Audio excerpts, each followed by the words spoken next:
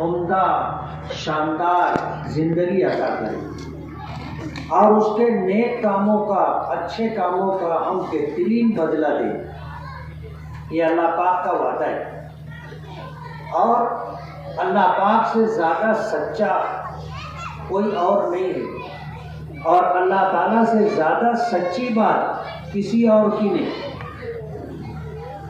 اللہ پاک کا بے پناہ کرم اور احسان ہے کہ اللہ پاک نے ہمیں ایمان کی دولت دی۔ اس کائنات میں، اس دنیا میں اللہ پاک کا اپنے بندوں پر وہ احسان جسے ہم یہ کہیں کہ یہ سب سے بڑا احسان ہے، وہ ہے ایمان کی دولت کا ملنا۔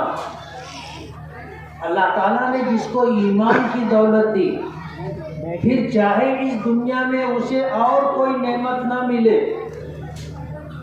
پھر بھی وہ لوگوں میں سب سے زیادہ خوش نصیب ہے، خوش قسمت ہے کہ اللہ نے اسے ایمان کی دولت دی۔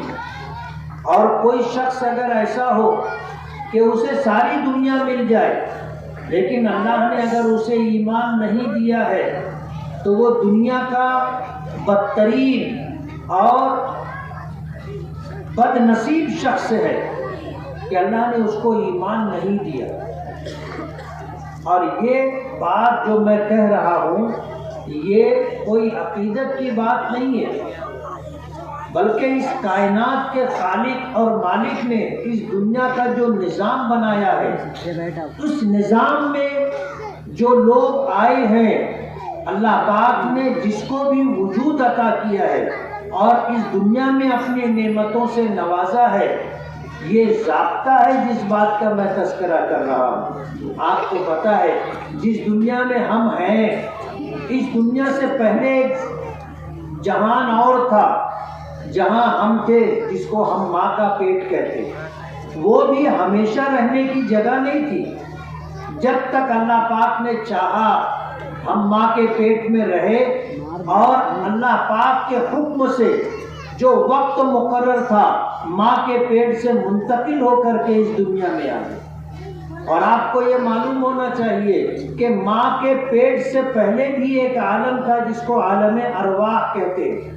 اللہ پاک نے جب ہماری روحوں کو پیدا کیا تھا تو تمام روحیں عالم ارواح میں اللہ پاک نے رکھی، اور جب اللہ پاک چاہتے ہیں تو عالم ارواح سے وہ روح منتقل ہوتی ہے اور کسی خاتون کے پیٹ میں جو بچہ وجود پاتا ہے اس بچے کے جسم میں داخل ہوتی ہے۔ اس دنیا کا اللہ نے ایک نظام بنا رکھا ہے، تو عالم ارواح بھی ہمیشہ رہنے کی جگہ نہیں، جب تک رہنا مقدر تھا رہے، وہاں سے ماں کے پیٹ میں آنا ہوا، اور ماں کے پیٹ میں جب تک رہنا مقدر تھا رہے، وہاں سے اس دنیا میں آئے، اور اس دنیا میں بھی ہمیشہ نہیں رہنا ہے۔ ابھی اس مدرسے کے ناظم مولانا ساجد اشاعتی صاحب نے تذکرہ کیا مدرسے کے ذمہ دار جن کے درد اور کرب کی وجہ سے یہ مدرسہ وجود میں آیا، حاجی ریاض احمد صاحب آج ہمارے درمیان نہیں ہے، اور حافظ ریاض جیسے نہ جانے کتنے لوگ ہیں جو اس دنیا میں آئے تھے اور دنیا سے چلے گئے۔ مجھے جو بات کہنی ہے کہ یہ دنیا بھی ہمیشہ رہنے کی جگہ نہیں ہے۔ جتنے لوگ آئے ہیں ایک وقت مقررہ لے کر کے آئے ہیں، اور کسی کو پتہ نہیں ہے کہ اس کی عمر کتنی۔ جب وہ وقت پورا ہو جائے گا اللہ کی جوار رحمت میں جانا ہے۔ سرکار دو عالم صلی اللہ علیہ وسلم اس کائنات انسانی میں تشریف لائے تھے۔ اللہ پاک نے قرآن کریم میں ایک ضابطہ ذکر کیا ہے کہ فَأَمَّا الزَّبَدُ فَيَذْهَبُ جُفَاءً وَأَمَّا مَا يَنْفَعُ النَّاسَ فَيَمْكُثُ فِي الْأَرْضِ كَذَلِكَ يَضْرِبُ اللَّهُ الْأَمْثَالَ، کہ سمندر کے پانی پر جو جھاگ ہوتا ہے اس کا نصیب اور مقدر ہی مٹ جانا ہے، اور اس دنیا میں جو چیزیں نفع بخش ہوتی ہیں، جس سے لوگوں کو نفع پہنچتا ہے، ملتا ہے، اللہ تعالیٰ اس کو ایک مقررہ وقت تک باقی رکھتے ہیں۔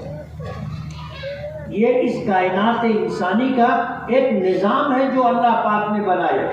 لیکن آپ اگر دیکھیں گے کہ سمندر کے پانی پر، سیلاب کے پانی پر جو جھاگ آتا ہے اس کی زندگی اور وجود کتنا ہوتا ہے.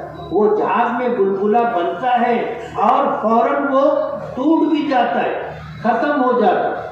لیکن جو چیزیں اللہ کے بندوں کو نفع دینے والی ہوتی ہے اللہ تعالیٰ اسے کچھ وقت تک باقی رکھتے. اس کائنات انسانی میں اگر آپ دیکھو گے تو سب سے زیادہ انسانیت کے لیے نفع بخش کوئی ذات تھی تو وہ سرکار دو عالم صلی اللہ علیہ وسلم کی ذات گرامی ہے. اللہ پاک جیسے رب العالمین ہے. قرآن کریم کی پہلی سورت اور اس سورت کی پہلی آیت الحمدللہ رب العالمین، اس میں اللہ تعالیٰ نے فرمایا کہ تمام تر تعریفیں اللہ کے لیے ہیں جو رب العالمین ہے، یعنی سارے جہانوں کا پروردگار. اللہ پاک نے اپنا تعارف کرایا تو یہ بات کہی کہ یہ عالمین کا رب ہے، رب العالمین. اسی کے ساتھ نبی کریم صلی اللہ علیہ وسلم جو اللہ کے محبوب ہیں ان کے متعلق فرمایا وما ارسلناک الا رحمتا للعالمین، کہ ہم نے آپ کو تمام عالموں کے لیے رحمت بنا کر کے بھیجا ہے، تمام عالموں کے لیے. اور میں نے بتایا کہ ایک عالم یہ دنیا ہے جس میں ہم ہیں. اس سے پہلے ایک عالم تھا ہمارے لیے ماں کا پیٹ، اس سے پہلے ایک عالم تھا جس کو عالم ارواح کہتے ہیں. جس طرح ہم عالم ارواح میں ہمیشہ نہیں رہے، ماں کے پیٹ میں ہمیشہ نہیں رہے، اسی طرح اس عالم میں بھی ہمیشہ نہیں رہیں گے. یہاں سے بھی ہمیں منتقل ہونا ہے. اسی لیے جب کسی کا وقت پورا ہو جاتا ہے اور فرشتے اس کی روح قبض کر لیتے ہیں تو پھر پکارا ہوتا ہے کہ فلاں شخص کا انتقال ہو گیا. گزر گئے، آئے تھے گزر گئے، اور گزر کر کے قبر کا زمانہ عالم برزخ میں چلے گئے، اور وہ بھی ہمیشہ رہنے کی جگہ نہیں ہے، وہاں سے پھر منتقل ہونا ہے ہمیں عالم آخرت میں. یہ 5 عالم ہے جو میں آپ کو بتانا چاہتا ہوں. تو جس جگہ ہم ہیں اس دنیا میں اللہ پاک نے ہمیں اگر بھیجا ہے، وجود عطا کیا ہے، تو آنے کا اور اس دنیا میں رہنے کا ایک خاص مقصد ہے. اور اس مقصد کو اگر پورا کرنے میں سب سے بڑی کوئی چیز اگر ہمارے پاس ہے تو وہ ایمان. اور اللہ تعالیٰ نے جسے ایمان دیا یہ سمجھ لیجئے کہ اس دنیا میں اللہ پاک نے اپنی نعمتوں میں سے سب سے بڑی نعمت اسے عطا کی، ایمان کی نعمت. وجہ اس کی یہ ہے کہ یہ عالم ارواح کہو، ماں کا پیٹ کہو، یہ دنیا کہو، اس کے بعد عالم برزخ کہو، یہ ہمیشہ رہنے کی جگہ نہیں. اللہ تعالیٰ نے ایک عالم جسے عالم آخرت کہتے ہیں یہ ہمیشہ رہنے کی جگہ ہے. یہ چاروں عالموں سے آدمی گزر جاتا ہے، چاروں عالموں سے گزر جاتا ہے، جا کر اسے عالم آخرت میں ٹھہرنا ہے، وہاں رہنا ہے اور وہاں ہمیشہ ہمیشہ رہنا ہے. ان چاروں عالموں میں آدمی کا انتقال ہوتا ہے اور وہ منتقل ہو کر کے آگے بڑھتا ہے. آخری ٹھکانہ عالم آخرت ہے. اللہ پاک نے عالم آخرت کو دار القرار بنایا ہے، ہمیشہ رہنے کی جگہ بنایا ہے. حدیث پاک میں آتا ہے کہ اللہ پاک نے اپنے محبوب جناب رسول اللہ صلی اللہ علیہ وسلم کو جہاں قرآن کریم میں کائنات انسانی کے لیے اور تمام عالم کے لیے رحمت قرار دیا، لیکن اس دنیا میں آپ کے لیے ہمیشہ رہنا مقدر نہیں کیا. آپ اس دنیا میں آئے، اس آب و گیتی میں آنے کے بعد 63 سال کا زمانہ گزار کر اللہم بالرفیق الاعلیٰ کہتے ہوئے آپ بھی اس دنیا سے رخصت ہو گئے. آپ بھی اس دنیا میں رہے نہیں، وصال فرما گئے، اللہ کی جوار رحمت میں چلے گئے. علماء نے لکھا ہے کہ جب ہمارے آقا جناب رسول اللہ صلی اللہ علیہ وسلم کی عمر مبارک 63 سال کی پہنچی تو 63 سال کی عمر پانے کے بعد اللہ پاک کا فیصلہ تھا آپ کو اپنے پاس بلانے کا۔ تو روح قبض کرنے والے فرشتے کو بھیجا تو اس حکم کے ساتھ بھیجا کہ جاؤ گے تو جانے کے بعد میرے محبوب کے در پر جانا، دروازے کے باہر کھڑے ہو کر کے سلام کرنا، سلام کا جواب ملے گا، اندر جانے کی اجازت طلب کرنا، اجازت ملے گی اندر جانا، اور جا کر میرے محبوب کو میرا پیغام دینا کہ اللہ آپ سے ملنے کے مشتاق ہیں۔ اگر آنا چاہیں گے تو لے آنا، اور اگر نہیں آنا چاہیں گے تو واپس آ جانا۔ روح قبض کرنے والے فرشتے آئے، اللہ کے حکم کی تعمیل کی، آپ کے حجرہ مبارکہ کے باہر کھڑے ہو کر کے سلام کیا، ہمارے آقا نے جواب دیا، حجرہ مبارک میں داخل ہونے کی اجازت مانگی، ہمارے آقا نے اجازت مرحمت فرمائی، اندر داخل ہوئے تو ہمارے آقا نے دیکھا کہ ان فرشتوں کے ساتھ فرشتوں کے سردار حضرت جبرائیل بھی تھے۔ ان فرشتوں نے جا کر سرکار دو عالم صلی اللہ علیہ وسلم کی بارگاہ میں اللہ کا پیغام پیش کیا، اور وہ پیغام یہ تھا کہ اللہ آپ سے ملاقات کے مشتاق ہیں۔ نبی کریم صلی اللہ علیہ وسلم حضرت عائشہ رضی اللہ تعالی عنہ فرماتی ہیں کہ بیماری کے یہ دن میرے حجرے میں، میرے کمرے میں گزار رہے تھے، اور جس وقت یہ صورتحال تھی اس وقت میں اپنے آقا کو، اپنے نبی اور رسول کو سہارا دے کر کے بٹھائے ہوئی تھی، اور میں آپ کے پیچھے بیٹھی تھی۔ نبی کریم صلی اللہ علیہ وسلم کا سر مبارک میرے کاندھے پر، میرے کاندھے اور میرے گردن کے درمیان تھا، اور میں یہ محسوس کر رہی تھی کہ جیسے کوئی آیا ہے اور آپ ان سے ان کی بات سن رہے ہیں، ان کی طرف متوجہ ہیں، اور میں نے اپنے آقا کو دیکھا کہ جیسے کسی کی طرف مشورہ طلب نگاہوں سے دیکھ رہے۔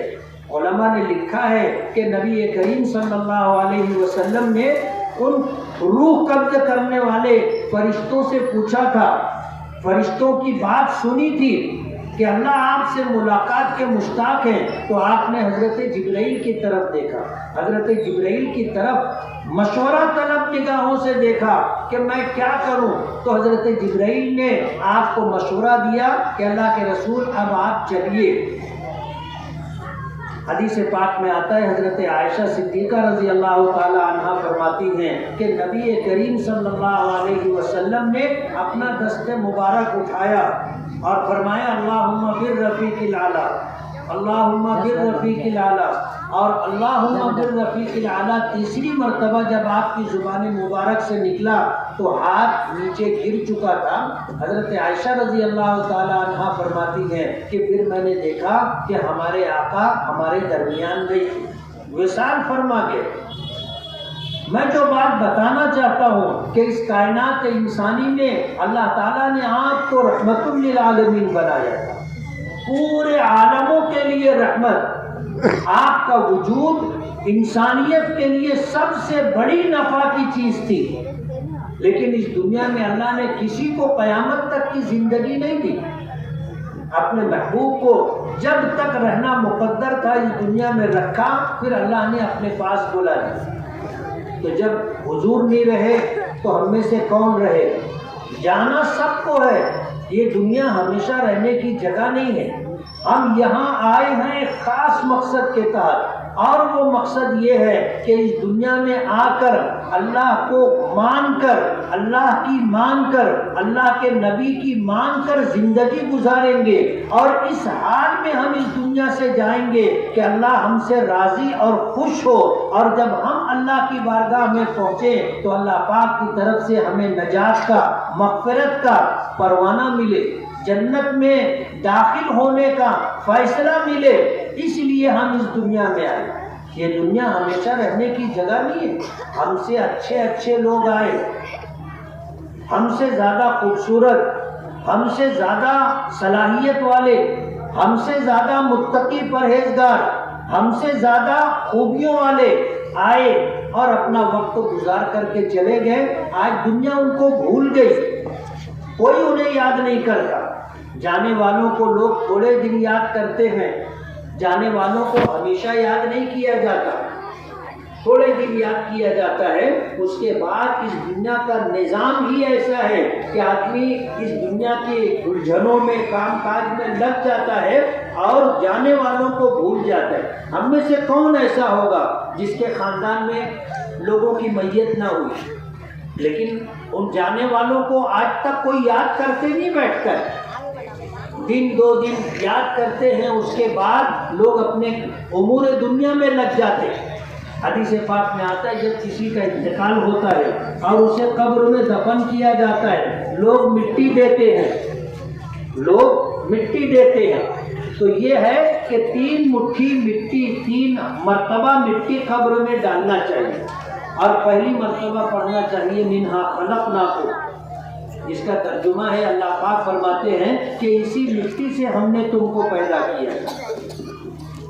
وہ دوسری مرتبہ مٹی ڈالے تو حکم ہے پڑھا جائے وفیہا نعیدکم، اسی مٹی میں ہم تم کو واپس لائیں گے، اور تیسری مرتبہ مٹی ڈالتے ہوئے پڑھا جاتا ہے ومنہا نخرجکم تارۃ اخری، کہ ہم اسی قبر سے اسی مٹی سے تمہیں دوبارہ نکالیں گے۔ فقہاء نے لکھا ہے کہ جب پہلی مرتبہ آدمی مٹی ڈالے تو سر کی طرف ڈالے، یعنی قبر کے میت کا سرہانہ جدھر ہو پہلی مرتبہ مٹی ادھر ڈالے، اور دوبارہ مٹی اٹھائے تو بیچ میں ڈالے، اور تیسری مرتبہ مٹی جب ڈالے تو پیر کی طرف ڈالے۔ فقہاء نے پوری تفصیل لکھی کہ کس وقت آدمی کو کیا کرنا چاہیے، تو تدفین کے تعلق سے یہ ضابطہ ذکر کیا۔ تو اسی مٹی میں ہمیں جانا ہے اور اسی مٹی سے ہمیں نکلنا ہے۔ میں جو بات کہہ رہا تھا کہ یہاں ہمیشہ نہیں رہنا ہے، جانا ہے۔ خوش نصیب ہے وہ شخص جسے اللہ پاک نے ایمان کی دولت دی اور دنیا میں آنے کے مقصد کو اس نے سمجھا، جانا اور اس پر عمل کیا، اور اس حال میں دنیا سے گیا کہ اللہ اس سے راضی اور خوش تھا، تو وہ شخص کامیاب ہو گیا۔ قرآن کریم کی آیت ہے کل نفس ذائقۃ الموت، ہر جان کو، ہر نفس کو موت کا مزہ چکھنا ہے۔ وَإِنَّمَا تُوَفَّوْنَ أُجُورَكُمْ يَوْمَ الْقِيَامَةِ، اللہ تعالیٰ تمہارے اعمال کی جزا کل تمہیں دے گا۔ کل نفس ذائقۃ الموت وَإِنَّمَا تُوَفَّوْنَ أُجُورَكُمْ يَوْمَ الْقِيَامَةِ، پھر فرمایا فَمَنْ زُحْزِحَ عَنِ النَّارِ، جس شخص کو اللہ پاک نے جہنم سے نجات دے دی، جہنم سے دور کر دیا، وَأُدْخِلَ الْجَنَّةَ، اور اللہ پاک نے اسے جنت میں داخل فرما دیا، فقط فاز، وہ شخص کامیاب ہو گیا۔ تو یہ دنیا ہمیشہ رہنے کی جگہ نہیں ہے، یہاں ہم آئے ہیں تو اس لیے آئے ہیں کہ جہاں ہمیں ہمیشہ رہنا ہے وہاں اللہ پاک ہمارے حق میں خیر کا فیصلہ فرمائے، جنت کا فیصلہ فرمائے، اور جس شخص کے حق میں یہ فیصلہ ہو گیا وہ شخص کامیاب ہو گیا۔ اور اگر خدا نہ خواستہ فیصلہ اس کے برعکس اگر ہوا کہ اس دنیا میں ہم آئے، اللہ نے ایمان کی دولت نہیں دی، یا اس دنیا میں ہم آئے اور ایمان ملنے کے بعد بھی ہم نے نیک اعمال نہیں کیے، من مانی زندگی گزاری، نمازیں ہم نے چھوڑی، روزے ہم نے چھوڑے، زکوٰۃ ہم نے بچا کر کے رکھی، اور ہم نے اللہ کے حکموں کو پورا نہیں کیا، جیسے چاہا دن رات گزار لیے اور اس دنیا سے چلے گئے، تو آگے کی منزل مشکل ترین منزل ہو، اور جانا برحق ہے، کوئی ہمیشہ رہتا نہیں۔ تو آنے کے مقصد کو پورا کرنے میں سب سے بڑی مددگار چیز ایمان ہے، اور اللہ کا بے پناہ کرم اور احسان ہے کہ اللہ نے ہمیں ایمان کی دولت دی ہے، ایمان کی دولت دی ہے، ہر ایک کو اللہ نے اس سے نوازا ہے۔ فرق اتنا ہے کسی کا ایمان طاقتور ہے اور کسی کا ایمان کمزور ہے۔ اللہ نے ہمیں ایمان کی دولت دی، اور یہی ایمان ہے جو ہمیں جہنم سے بچا کر یا جہنم سے نکال کر کے ہمیں جنت میں لے جائے گا۔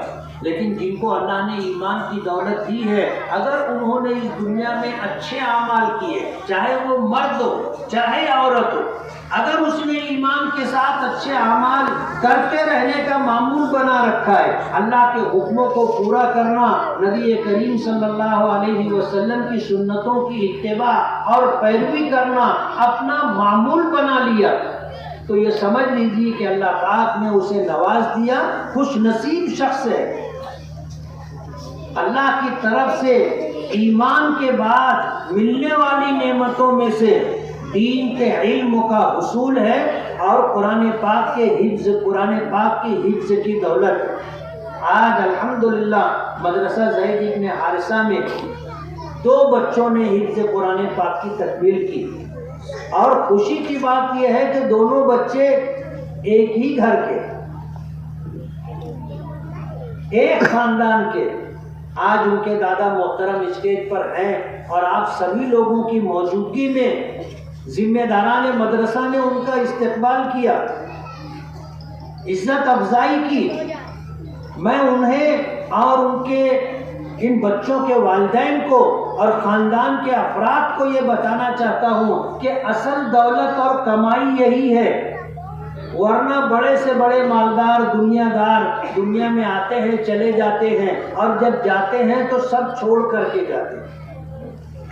آج اتفاق کی بات، میں ایک وکیل کے پاس گیا، ایک وکیل کے پاس جانا ہوا تھا کسی کام سے، وہاں پر کچھ لوگ بیٹھے ہوئے، وکیل صاحب نے ان کا تعارف کرایا کہ یہ RSS سے تعلق رکھنے والے لوگ، اور شاید میں ایسا سمجھتا ہوں کہ انہوں نے تعارف اس لیے کرا دیا تھا کہ ہم لوگوں کی گفتگو ہو تو مجھے یہ احساس ہو کہ یہاں پہ کون لوگ بیٹھے ہیں۔ انہوں نے بتایا کہ یہ اس علاقے میں RSS کی طرف سے سنگٹن کے ذمہ دار، یعنی سب کو جوڑنا اور RSS کے پروگرام کو لے کر کے چلنا، اور اسی کے ساتھ ایک صاحب اور بیٹھے تو ان کی بھی کوئی ذمہ داری۔ تعارف ہوا، تعارف ہونے کے بعد وہ مجھے بتانے لگے کہ ہم لوگ آپ کے آنے سے پہلے بات کر رہے تھے کہ آج اتنی زیادہ بھرشٹاچاری، بدعنوانی، لوٹ پاٹ چل رہی ہے، 100 کروڑ، 1000 کروڑ، ہزارہ کروڑ روپیہ یہ منسٹر لوگ اور سیاست میں لوگ لوٹ پاٹ کر رہے ہیں، دیش کی دولت اور عوام کی دولت لوٹ رہے ہیں۔ کیا کریں گے یہ؟ اگر کسی کے پاس 1 کروڑ روپیہ ہو تو وہ کیا کرے گا؟ 100 کروڑ روپیہ ہو تو کیا کرے گا؟ 1000 کروڑ ہو، 50,000 کروڑ ہو تو کرے گا کیا وہ؟ اس موضوع پر وہ لوگ بات کر رہے ہیں۔ میں نے کہا موضوع تو بہت اچھا ہے، ظاہر بات ہے اگر کسی کے پاس 1000 کروڑ روپیہ بھی ہوگا تو کرے گا کیا وہ؟ تھوڑا سا آپ بھی اس پر غور کرنا، جب بستر پر جاؤ گے تو یہ سوچنا کہ اگر مجھ کو 1000 کروڑ روپیہ ملا تو میں کیا کروں گا۔ یہ موضوع ان کے درمیان چل رہا ہے۔ وہ لوگ بتانے لگے آدمی مرتا ہے تو سب چھوڑ کے چلا جاتا ہے۔ میں نے کہا یہ بات تو ہماری مذہبی بات ہے، ہم تو ہمیشہ یہ بات کہتے ہیں۔ ایسا تو نہیں ہے کہ آدمی اگر غریب ہے تو 2 روٹی کھاتا ہے، اور لکھپتی ہو گیا تو 5 روٹی کھاتا ہے، کروڑ پتی ہو گیا تو 10 روٹی کھاتا ہے، اور اگر کروڑ میں تعداد بڑھنے لگی تو اس کی روٹی کی بھی تعداد بڑھتی ہو، ایسا تو ہے نہیں۔ بلکہ ہم تو یہ دیکھ رہے ہیں کہ جب آدمی غریب ہوتا ہے تو زیادہ کھاتا ہے، اور جیسے جیسے اس کی دولت بڑھتی ہے اس کی خوراک کم ہوتی ہے، اور ڈاکٹر لوگ کم کرواتے۔ سب سے پہلے اگر بات آتی ہے تو بولتے بڑے کا گوشت مت کھانا، بڑے کا گوشت مت کھانا۔ آج اگر دیکھا جائے تو یہی ایک چیز اوریجنل باقی رہ گئی، باقی سب کی فارمنگ ہونے لگی، بکروں کی فارمنگ ہوتی، مرغوں کی فارمنگ ہوتی، تیتر کی فارمنگ ہوتی، بٹیر کی فارمنگ ہوتی، سب فارمنگ چالو ہوتی۔ اگر اوریجنل کوئی خوراک ملتی ہے تو وہ بڑے کا گوشت ہے، اور سب سے پہلے اس پہ ہی بندش آتی۔ ڈاکٹر کے پاس گئے، وہ دیکھا تو سر ہلنے لگتا، اور وہ سب سے پہلے جو پابندی لگاتا بڑے کا گوشت، اور پھر پابندی تمام گوشتوں پر آ جاتی ہے، خوراک پہ پابندی آ جاتی ہے۔ ایک وقت آتا ہے تو اس کو بولتے ہیں دال کا پانی پینا، پالک کی سبزی کھانا، دال کا پانی پینا۔ تو جیسے جیسے دولت بڑھتی ہے ویسے ویسے پابندیاں آنی شروع ہو جاتی۔ غریب آدمی تو اپنا مست کھاتا ہے، جو بھی کھانے کا ہے ڈٹ کے کھا لیتا، سیٹ کھانے سے بھی ڈرتا نا۔ آپ دیکھو یہ منسٹر لوگ آتے اپنے پروگرام میں، کسی چیز کو کھانے کی چیز کو ہاتھ نہیں لگاتے، کھانے کی چیز کو بالکل نہیں۔ آپ بہت اہتمام کر کے رکھے، وہ آتے ہیں ہاتھ بھی نہیں لگاتے، اتنا ان کو ڈر ہوتا ہے کہ میں کھایا تو کہیں کچھ ہو نہ جائے، ایسے حالات۔ تو وہ یہ بتا رہے تھے، چرچا کر رہے تھے کہ آج دیش میں بھرشٹاچاری بدعنوانی کتنی بڑھ گئی، لوگ کیا کریں گے اتنا پیسہ، مر گئے تو سب چھوڑ کے جاتے، سب چھوڑ کے جاتے۔ ہمارا بھی یہی کہنا ہے کہ آدمی مرنے کے قریب پہنچا، اسٹیج پر علماء کرام بیٹھے، ان کی موجودگی میں ان کے حوصلوں کے ساتھ یہ بات کر رہا ہوں کہ جب آدمی مرنے کے قریب پہنچتا ہے، یعنی مرنے کی علامات اس پر آ جائے، جس کو مرض الوفات کہتے ہیں، سکرات کی کیفیت کہتے ہیں، اس زمانے میں اگر یہ وصیت کرے کہ میری پوری دولت مدرسے میں دے دینا، میری پوری دولت مسجد میں دے دینا، میری پوری دولت یتیم خانے میں دے دینا، لوگوں پہ غریبوں پہ تقسیم کر دینا، شریعت قبول نہیں کرتی۔ آج ہم اچھی حالت میں ہیں، آج اگر ہم اپنی پوری دولت دینا چاہیں تو دے سکتے ہیں، لیکن جب مرنے کی کیفیت طاری ہو گئی، اب ہم اگر اپنا سب دینا چاہیں، شریعت نے روک لگا دیا کہ یہ آدمی 1/3 تک ہی دے سکتا ہے، وصیت کرے گا تو 1/3 کی وصیت کرے گا، بس اس سے زیادہ کی نہیں۔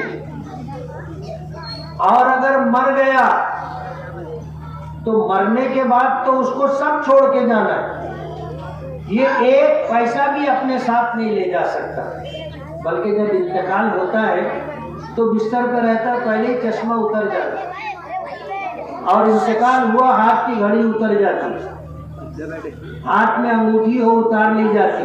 اور آپ کو بتاؤں، جب آدمی مر جاتا تو اس کے رشتہ دار مسئلہ پوچھتے آہستہ سے، مفتی صاحب سونے کا دانت لگا، سمجھ رہے ہو مسئلہ کیوں پوچھتے؟ سونے کا دانت لگا ہے، نکال لے کیا؟ تو شریعت انہیں مسئلہ بتاتی کہ اگر میت کی بے حرمتی نہ ہوتی ہو اور سہولت سے نکل سکتا ہو تو آپ نکال سکتے، لیکن اگر میت کی بے حرمتی ہو سکتی ہے تو پھر آپ نہیں نکال سکتے۔ یعنی آدمی اس طرح، اب بدن پر جو کپڑا ہے وہ بھی اتار لیتے نا، وہ بھی اتار لیتے، اور غسل دینے کے بعد سادے کپڑے میں اس کو کفن دیا جاتا ہے، اور کفن دے کے لے جا کر کے اس کو دفن کر دیا جاتا ہے۔ کیا گیا اس کے ساتھ؟ جس طرح فقیر قبر میں جاتا ہے اسی طرح امیر بھی قبر میں جاتا ہے، اسی حالت میں۔ ایسا نہیں ہوتا کہ غریب آدمی ہے تو اس کو لٹھے کا، مارکین کا سادہ کفن دے دے، اور امیر آدمی مرا ہے تو اس کو سفید ریشمی لباس میں کفن دے، ایسا بھی نہیں ہوتا، سب ایسے ہی رہتے ایک جیسے۔ تو دنیا سے آدمی جائے گا تو دنیا اس کے ساتھ نہیں جاتی ہے، یہیں رک جاتی ہے، اس کا گھر، اس کا کارخانہ، اس کی سائزنگ، اس کی دولت سب روک لی جاتی ہے، اور اس کو بالکل ننگا بچھا کر کے کفن پہنا کے قبر میں ڈال دیا جاتا ہے۔ اب اس حالت میں آپ غور کرو، آپ کو کیا چیز کام آئے گی آگے زمانے میں؟ ہمیں سفر میں جانا رہتا ہے تو بیگ میں 2 جوڑا کپڑا رکھو، ٹوتھ پیسٹ رکھو، مسواک رکھو، ٹارچ رکھو، پتہ نہیں کیا کیا سامان، لوگ الگ الگ چیزیں پوری تیاری کے ساتھ جاتے ہیں، جبکہ یہ 2-4 دن کا، ہفتے 10 دن کا سفر رہتا، وہ سفر جو اتنا لمبا سفر ہے کہ اب واپسی نہیں ہے، اس سفر کے لیے کیا تیاری ہماری، کیا لے کے جا رہے ہو، یہ غور کرنے کی بات۔ آگے کام آنے والی چیز ایمان ہے، آگے کام آنے والی چیز نیک اعمال ہے۔ جب آدمی کو قبر میں رکھا جاتا ہے تو حدیث پاک میں آتا ہے کہ قبر میں نماز، روزہ، زکوٰۃ، حج، قرآن کریم کی تلاوت اچھی خوبصورت انسانی شکل میں آ کر اس کے چاروں طرف کھڑے ہو جاتے ہیں، اور جب منکر نکیر سوال و جواب کے لیے آتے ہیں تو یہ کہتے ہیں کہ یہیں سے کھڑے ہو کر کے پوچھو، قریب جانے کی ضرورت نہیں۔ وہ پوچھتے ہیں من رب کا، تیرا پروردگار کون؟ یہ آدمی نیک ہوتا ہے، ایمان اور نیک اعمال کے ساتھ گیا ہے تو وہ ڈٹ کر کے کہتا ہے ربی اللہ، میرا پروردگار اللہ ہے۔ پھر وہ پوچھتا ہے، وہ فرشتہ منکر نکیر پوچھتے ہیں کہ ماں دینوں کا، تیرا دین کیا ہے؟ وہ کہتا ہے دینی الاسلام، میرا دین دین اسلام ہے۔ پھر وہ نبی کریم صلی اللہ علیہ وسلم کی شبیہ مبارک بتائی جاتی ہے اور پوچھا جاتا ہے کہ ما تقول فی ھذا الرجل، ان کے بارے میں تم کیا کہتے ہو؟ اگر وہ صاحب ایمان ہے، اپنے آقا کی سنتوں پر، لائی ہوئی شریعت پر عمل کرنے والا ہے، تو اللہ پاک اسے یہ الہام اور القاء کرتے ہیں کہ وہ اپنے آقا کو پہچان لیتا ہے اور کہتا ہے کہ ھذا نبینا وھذا رسولنا جاءنا بالبینات والہدی فآمناہ وصدقناہ، کہ یہ تو وہ ہیں، یہ ہمارے نبی ہیں، یہ ہمارے رسول ہیں، ہمارے پاس قرآن کریم لے کر کے آئے، ہدایت والی باتیں لے کر کے آئے، ہم نے آپ پر ایمان لایا، آپ کی باتوں کی تصدیق کی، ہم نے زندگی آپ کی شریعت، آپ کی سنت پر گزاری۔ حدیث پاک میں آتا ہے، پھر اس سے کہا جاتا ہے نم کا نومت العروس، دلہن کی طرح بے خوف مطمئن ہو کر کے سو جا۔ پھر یہ میت جب سوتا ہے تو کب تک سوئے گا؟ قیامت تک سوتا رہے گا، قیامت تک سوتا رہے گا۔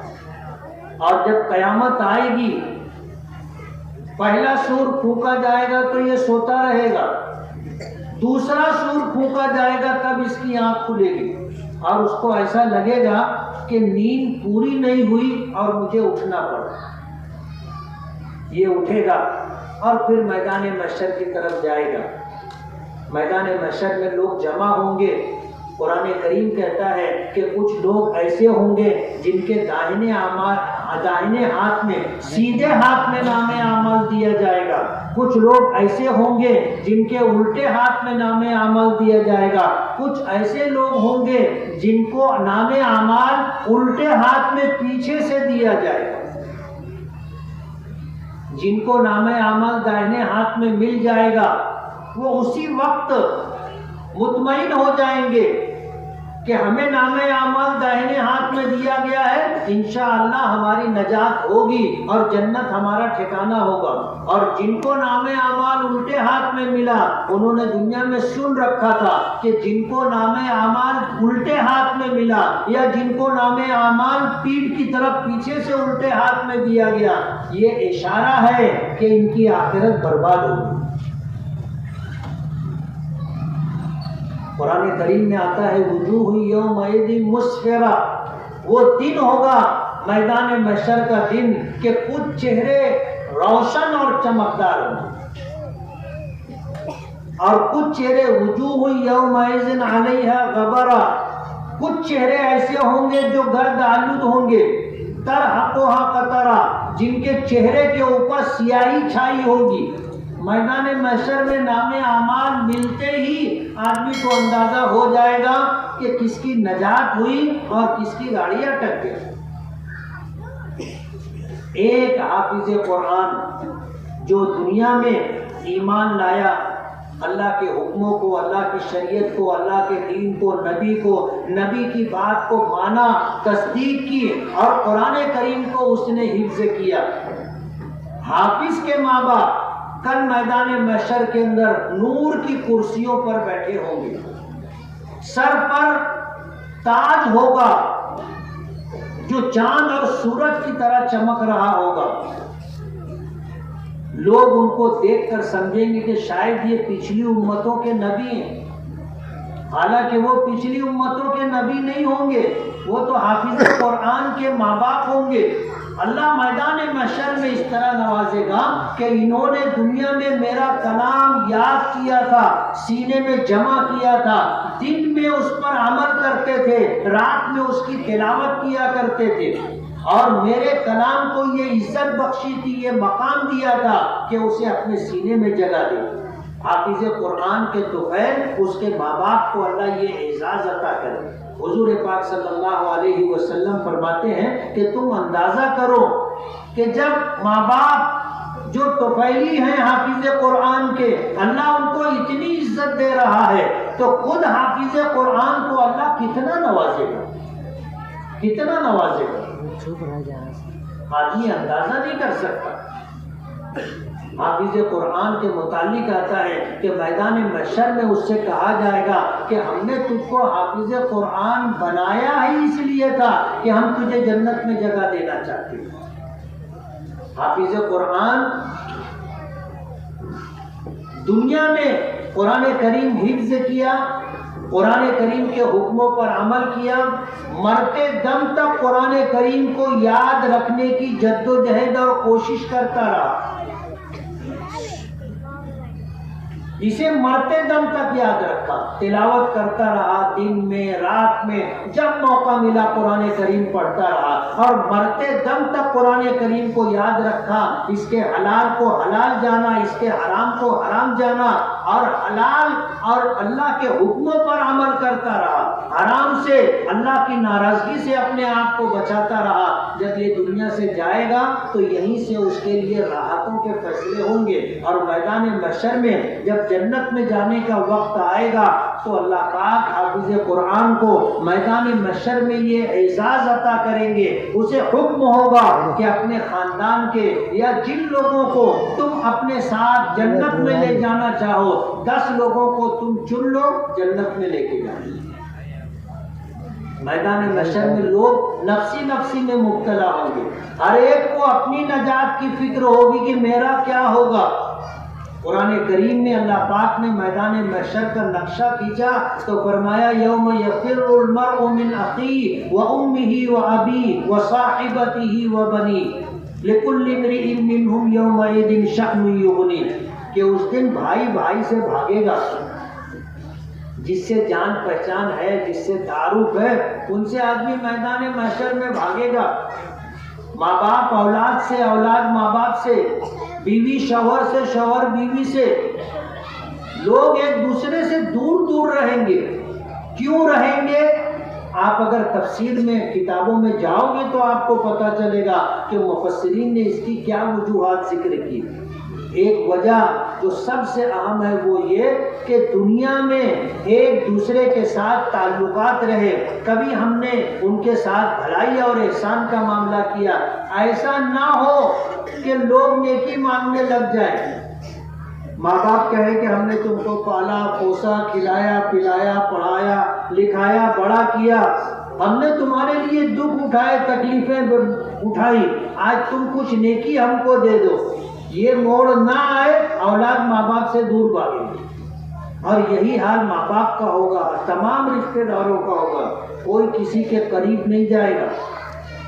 جان پہچان کے لوگوں کو لوگ دیکھ کر اندیکھی کریں گے، لیکن ایک حافظ قرآن ہوگا، اس کو اللہ یہ اعزاز عطا کریں گے کہ تو بھی جنت میں جا اور 10 لوگوں کو لے کے جا.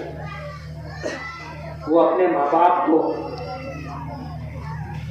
خاندان کے لوگوں کو، ایسے لوگوں کو جو حافظ قرآن بننے میں اس کے مددگار تھے، مدرسے میں چندہ دیتے تھے یا ذمہ داری لے لی تھی کہ یہ میرا بیٹا ہے حافظ بنے گا، یہ میرا پوتا ہے حافظ بنے گا، اور گھر میں کوئی نہیں ہے تو انہوں نے کیا کیا کہ مدرسے میں جو بچے پڑھتے تھے آ کر ذمہ داری لی کہ یہ بچہ جب تک حافظ نہیں ہو جائے گا اس کی فیس میں بھروں گا، اس کا خرچہ میں اٹھاؤں گا، سال کے 2-5 جوڑے کپڑے میں بنا کے دوں گا. بیمار ہوگا علاج میں کروں گا. حافظ بننے میں 3 سال کے زمانے میں 4 سال کے زمانے میں اس کو جیب خرچ میں دوں گا. مدرسے میں اگر کھاتا ہے تو خوراکی فیس میں بھروں گا. علماء نے پورا حساب کتاب لگایا. مدرسوں میں جہاں بچے رہ کر کے پڑھتے ہیں کہ مدرسے کی طرف سے ان کو ہاسٹل ملتا ہے, مدرسے کی طرف سے ان کو کھانا دیا جاتا ہے, بعض مدرسوں میں فیس لی جاتی ہے. کچھ ایسے لوگ ہوتے ہیں جو جا کر کہتے ہیں کہ اس کی خوراکی فیس کتنی ہے. مدرسے والوں نے بتایا کہ مہینے کا 2000 روپیہ. کہا کہ یہ 2000 روپیہ ہر مہینہ خوراکی فیس ہم دیں گے, اور حافظ قرآن کو سال میں 2-5 جوڑا کپڑے ہم دیں گے. اس کا جیب خرچ ہم 3 سال تک خرچہ ہوگا. پورا حساب کتاب آپ جوڑو 1 لاکھ روپیے کا خرچہ ہے. کتنے کا خرچہ ہے؟ زور سے بولو. 1 لاکھ روپیے کا خرچہ ہے ایک حافظ کے پیچھے. اگر 1 لاکھ روپیے کے بدلے میں آپ کو جنت ملے تو یہ سودا سستا ہے یا مہنگا ہے؟ بہت سستا ہے. حافظ قرآن کو جب اللہ یہ اختیار دیں گے کہ تو اپنے ساتھ 10 لوگوں کو جنت میں لے کے جا, تو سب سے پہلے وہ ڈھونڈے گا کہ اللہ میں حافظ بنا تو اللہ نے مجھے یہ عزت دی ہے اور یہ مقام دیا ہے. تو وہ سب سے پہلے اس کو ڈھونڈے گا کہ کس نے میرا خرچہ اٹھایا تھا, کس کی بدولت میں حافظ بنا تھا. سب سے پہلے اس کو بلائے گا, بابا, چچا, دادا, نانا, آؤ. آج میں یہ پیغام دے کر اپنی بات ختم کروں گا کہ یہ حافظ قرآن اپنے ساتھ 10 لوگوں کو جنت میں لے کر کے جائے گا. اگر آپ چاہتے ہو کہ اللہ آپ کو جنت کا ٹھکانہ عطا کرے, آپ خود حافظ بنے. اور مشکل نہیں ہے, حافظ بننا مشکل نہیں ہے. ابھی یہ 14-15 سال کے بچے 3 سال محنت کیے حافظ بن گئے. تو کیا آپ حافظ نہیں بن سکتے؟ بن سکتے. یہ جتنے بچے ہمارے سامنے بیٹھے, کون کون حافظ بنے گا ہاتھ اٹھانا. ماشاءاللہ, اللہ آسان کرے. ایک بچہ دونوں ہاتھ اٹھائے, بس ہاتھ نیچے کر لیں. آپ حافظ بنے, اللہ آپ کو جنت دے گا اور آپ کو یہ عزت دے گا, یہ مقام دے گا کہ تم 10 لوگوں کو جنت میں لے کے جا سکتے. تو آج جو بڑے لوگ ہیں ان سے میں یہ پوچھنا چاہتا ہوں کہ اگر یہ بچے 3 سال محنت کر کے حافظ بن سکتے ہیں تو کیا آپ حافظ نہیں بن سکتے؟ بن سکتے ہیں. آپ چاہو گے تو بن سکتے ہو. آپ حافظ بنو, تاکہ کہتے نا کہ بل ہو تو اپنا, کسی کی محتاجگی نہیں. آدمی خود حافظ قرآن ہو اور خود جو ہے اللہ کے حکموں پر عمل کرتا رہے, کل میدان محشر میں کسی کی محتاجگی نہیں رہے گی. اللہ یہ اعزاز دے گا اور فرمائے گا کہ میں نے تجھ کو حافظ بنایا ہی اس لیے تھا کہ تجھے جنت دے گی. اور پھر اللہ بولے گا 10 لوگ کو لے کے جا. تو خود حافظ بنو, اور اگر خود حافظ نہیں بن سکے اپنے بچوں کو, اپنی بچیوں کو حافظ قرآن بنا. اور اگر آپ کے بچے بڑے ہو گئے اور آپ وہ پڑھنا نہیں چاہتے, اپنے پوتی پوتوں کو, نواسی نواسوں کو آپ حافظ قرآن بناؤ. جب یہ حافظ قرآن بن جائیں گے, زندگی بھر قرآن پاک پڑھیں گے, اللہ کے حکموں پر عمل کریں گے اور اللہ کی اس نعمت کے ملنے پر اللہ کا شکر ادا کرتے رہیں گے, کل یہ آپ کو اپنے ساتھ جنت میں لے کر کے جائیں گے. اور اگر آپ کو اولاد نہیں ہے یا آپ کو یہ موقع نہیں ملا کہ اپنی اولاد کو حافظ قرآن بنا سکو, تو مدرسے میں پڑھنے والے, اپنے پڑوس میں رہنے والے, اپنے خاندان میں جو بچے ہیں, ایسے بچوں کو آپ حافظ بننے کے لیے مکتب میں پہنچاؤ, مدرسے میں پہنچاؤ اور ان کا خرچہ اٹھاؤ. 1.5 لاکھ روپیہ خرچہ کرنے پر ایک بچہ حافظ بن جاتا ہے, اور یہ بچہ آپ کے تعاون سے حافظ بنا تو انشاءاللہ آپ کو اپنے ساتھ جنت میں لے کر کے جائے. میں آپ کو بہت آسان نسخہ بتا رہا ہوں. تو مدارس کا تعاون کیجئے، مکاتب قرآنیہ کا تعاون کیجئے، ایسا تعاون کیجئے کہ مکتب میں اور مدرسے میں پڑھانے والے اساتذہ کو ہم اچھی تنخواہ دے سکیں۔ آج اتنی معمولی تنخواہ ہم ان کو دیتے ہیں کہ اتنے پیسے میں گھر چل ہی نہیں سکتا۔ ابھی میں مولانا شاہد سے پوچھوں گا تو یہ بھی تھوڑا سا بتانے میں جھجکیں گے، یعنی اتنی کم تنخواہ ہم دیتے ہیں کہ کسی کو بتاتے ہوئے اچھا نہیں لگتا۔ ہم اگر مدرسے میں اچھا تعاون دیں گے تو مدرسے میں ہمارے بچوں کو دین کی بنیادی تعلیم دینے والے، ناظر قرآن پاک پڑھانے والے، حافظ قرآن بنانے والے اساتذہ کرام کو ہم اچھی تنخواہ دیں گے، اور یہ ہماری آخرت بنانے والی، ہم جو ہے ان کی دنیا میں اچھی طرح گزر بسر ہو سکے، ہم ان کو اچھی تنخواہ دیں گے، اور ان کے بدلے، اس کے بدلے میں ہمیں کیا ملے گا؟ یہ ہمیں ہماری آخرت بنا دے گی، یہ ہمارے بچوں کو عالم بنائیں گے، ہمارے بچوں کو سچا پکا دیندار مسلمان بنائیں گے، ہمارے بچوں کو حافظ قرآن بنائیں گے، اور یہ بچے جب پڑھ لکھ لیں گے تو ہماری آخرت بنائیں گے۔ اس لیے میں ان دونوں بچوں کو، ان کے والدین کو، ان کے دادا دادی کو، خاندان کے لوگوں کو دل کی گہرائیوں سے مبارکباد دیتا ہوں، اور سب سے زیادہ مبارکباد مدرسہ زید ابن حارثہ کے قائم کرنے والے حاجی ریاض صاحب، مولانا شاہد اشاعتی صاحب، اور اس مدرسے کے اساتذہ کرام، اس مدرسے کا تعاون کرنے والے، چندہ دینے والے، پاؤتی بنوانے والے تمام لوگوں کو بہت بہت مبارکباد دیتا ہوں۔ 3 سال کی محنت میں آج یہ 2 بچے حافظ قرآن بنے، اور ابھی آپ نے مدرسے کی کارگزاری میں سنا کہ انشاءاللہ آئندہ سال 8-10 بچے حافظ قرآن بنیں گے۔ بولو آمین۔ اب یہاں سے یہ سلسلہ شروع ہو گیا ہے۔ میں مولانا شاہد صاحب سے یہ گزارش کروں گا کہ ان کو حاجی اخلاق صاحب نے جو تجویز دی ہے کہ آج ہمارے مدرسے میں مکتب میں پڑھنے والے بچوں کی تعداد 150 ہے، یہ 1000 ہونی چاہیے، اور ہو سکتی ہے۔ کیوں ہو سکتی ہے؟ آپ کمال پورے کا سروے کرو، 1000 نہیں، آپ کو 10,000 بچے مل جائیں گے، چھوٹے بڑے ملا کے۔ اس لیے 1000 بچے کوئی بہت بڑا فگر ہے، ایسا نہیں۔ مدرسے کے ذمہ داروں کو چاہیے کہ جس طرح دین کے لیے کچھ لوگ گشت کرتے ہیں، آپ مسلمانوں کے بچوں کو دیندار، سچا پکا مسلمان، دین کی بنیادی تعلیم حاصل کرنے والا، اور انہیں حافظ قرآن اور ناظر قرآن پاک کی تعلیم مل جائے، آپ سروے کرو، گھر گھر جاؤ، اور گھر گھر جا کر کے بچوں کو بڑوں سے گزارش کر کے، سمجھا بجھا کر کے ان بچوں کو آپ مکتب میں لاؤ، مدرسہ زید ابن حارثہ میں لاؤ۔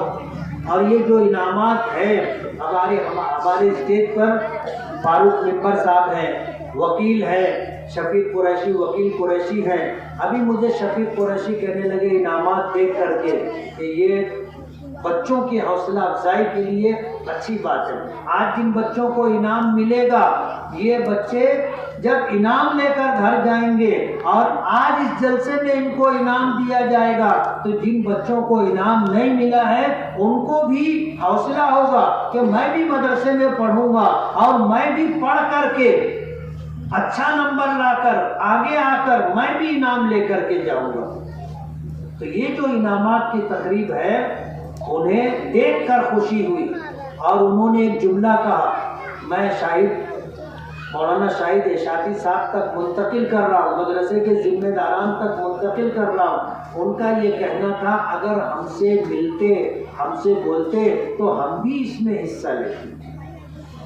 اس لیے مولانا شاہد صاحب، حاجی اخلاق صاحب، آئندہ سال بچوں کو انعامات دینے کے لیے آپ محلے کے جتنے ایسے افراد ہیں جو حصہ لے سکتے ہوں ان کے پاس جانا، ان سے ملنا، ان سے اپیل کرنا اور محلے کے تمام ذمہ داروں سے میری یہ گزارش ہے کہ اپنے قوم کے، اپنی ملت کے بچوں کی حوصلہ افزائی کے لیے آپ سال بھر مدرسے کا تعاون کرتے ہیں، جب یہ تقسیم انعامات کا موقع آئے تو آپ اچھا انعام دو، اچھا انعام دو، گھر میں اس سے بچوں کو حوصلہ ملے گا۔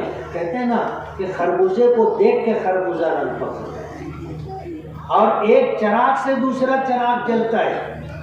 حافظ قرآن بچوں کو ایسا انعام ملنا چاہیے کہ بچے گدگد ہو جائیں۔ ابھی صدر صاحب نے 100 روپیہ دیا تو مجھ کو تھوڑا سا جھٹکا لگا، تو میں نے 500 روپیہ ملا کے ان کو 600 روپیہ دیا۔ انعام دو تو ایسا انعام دینا چاہیے کہ جو بچہ حافظ بنے اس کی طبیعت خوش ہو جائے۔ نظم پڑھنے والے، تقریر کرنے والے بچوں کو انعام دیا گیا، حافظ قرآن کو لوگوں نے دیا ہی نہیں۔ اس لیے آج میں آپ سے اپیل کرنا چاہتا ہوں کہ جب ہمارا مدرسے کا اس طرح کا پروگرام ہو تو آپ آئیے، محلے کے لوگوں سے میں کہہ رہا ہوں، آپ آئیے اور کچھ انعامات دینے کے لیے پیسہ لے کر کے آئیے، اور ہمارے بچوں کی حوصلہ افزائی کے لیے آپ انعامات دیجیے، تاکہ محلے کے بچوں کو دینی تعلیم کے حصول کے لیے حوصلہ اور رغبت ملے، اور یہ چیز انشاءاللہ آپ کی آخرت بنائے گی۔ کہتے ہیں نا کہ جو آدمی یہ چاہتا ہو کہ اس کا بچہ حافظ بنے تو حافظ کو عزت دینی چاہیے۔ اگر یہ چاہتا ہو کہ میرے بچے، میرے خاندان کے بچے عالم بنے، مولانا بنے، تو عالم اور مولانا کی عزت کرنی چاہیے۔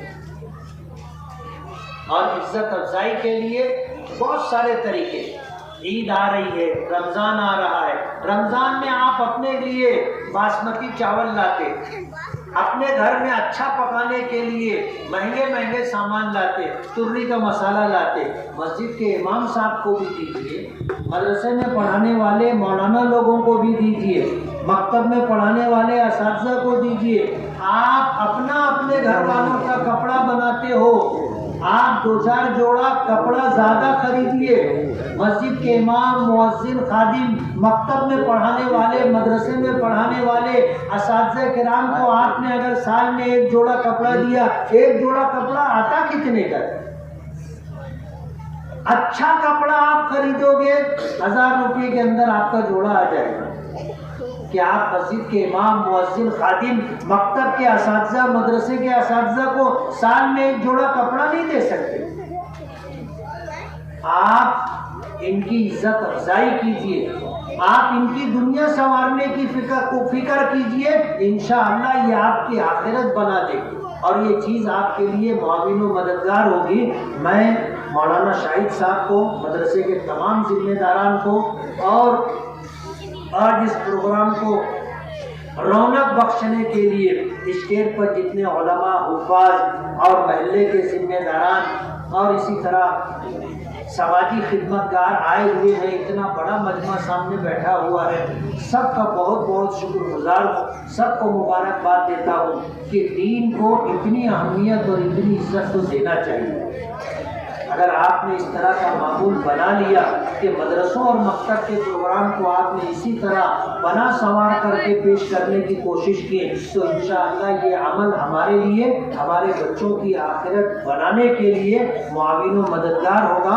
قرآن پاک کی ایک آیت میں نے شروع میں پڑھی تھی کہ تم میں سے جو شخص نیک عمل کرے گا، پھر وہ چاہے مرد ہو یا عورت ہو، ہم اسے شاندار زندگی عطا کریں گے۔ یہ اللہ کا وعدہ ہے، اور ہمارے نیک اعمال کا اللہ ہمیں بہترین بدلہ دے گا۔ اللہ اپنی بات میں سچا ہے۔ اللہ تعالی ہمیں عمل کی توفیق عطا فرمائے۔